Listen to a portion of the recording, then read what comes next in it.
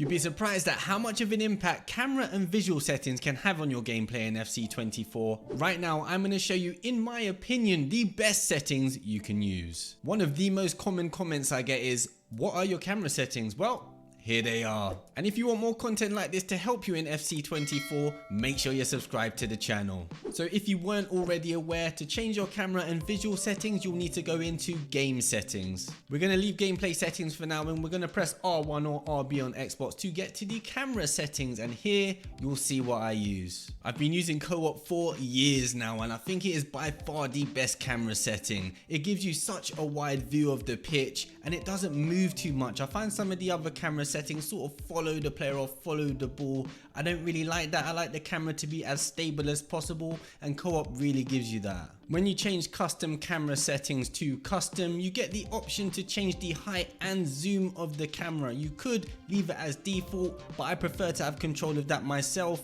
My personal preference is height 17 and zoom 3, and what that gives you is this view of the pitch. I can see both touch lines on the left and the right. I can basically see the whole pitch, everything that I need to see, so I really like it. When it's all the way on the right hand side, yeah, you can't see the near side completely, but again, it's good enough in my opinion. You just get such a good view of the pitch, and the camera's not moving too much, following the player, following the ball. I really like it.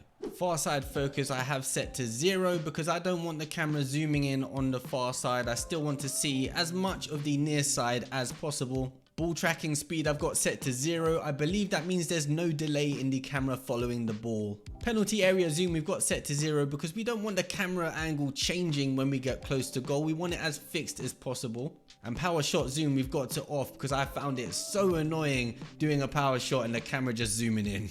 Now for the visual settings, HUD we've got indicator, which basically means you're not going to have the player's name, stamina and shot power in the bottom right and left hand corners. Instead, all of the information is going to appear above the player's head. The only downside of this I'd say is you can't see the player's stamina. Player indicator we've got set to player name. That means above the player's head, the player's name is going to appear. Playstyles plus overhead indicator we've got set to on because I really like seeing that gold little icon appear, for example, when you do a finesse shot. Evolution's overhead indicator I've set to off because I was finding that little green icon above the head the whole game quite annoying. Next, player switch indicator is set to on. That means the player that you're going to switch to when you press L1 or LB, they'll have a little faded arrow above their head. Score clock drop down we've got set to off because those little graphics that appear under the score, they're a bit annoying. Radar we've got set to 2D because it's really important to use it to see where the opponents are and where your players are. I have my players set to white so they stand out a bit more, and the opponents set to red because I guess that's the natural colour for enemies. Sort of reminds me of when people take shots on Call of Duty when you see the red dots on the map. Scrolling lineups we've turned off because when that comes up at the bottom of the screen, sometimes it blocks the gameplay. Connection monitoring, I've got it set to connection indicators only because when there's lag or the servers are messing up, you get those little icons at the top of the screen. I just like to know that I'm not going crazy. Input overlay we've got set to on input only, so that actually gets your controller on the screen in the top right hand side. You may not want that. Hypermotion insight overlays we've got set to off. That's all those graphics that come up on the pitch. That's pointless to me.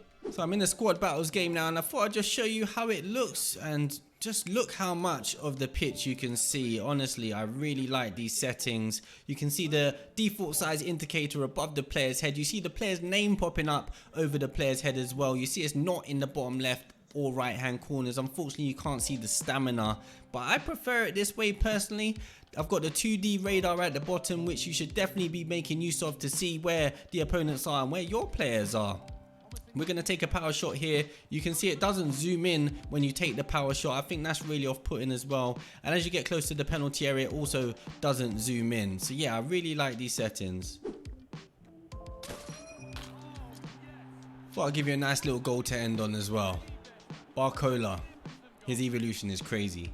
If you found this video useful at all, please hit the like button, it would be greatly appreciated. And let me know what you think of these camera settings in the comment section. It's been your boy Rumix. I'll leave a similar video down there. Make sure you watch that. Take care.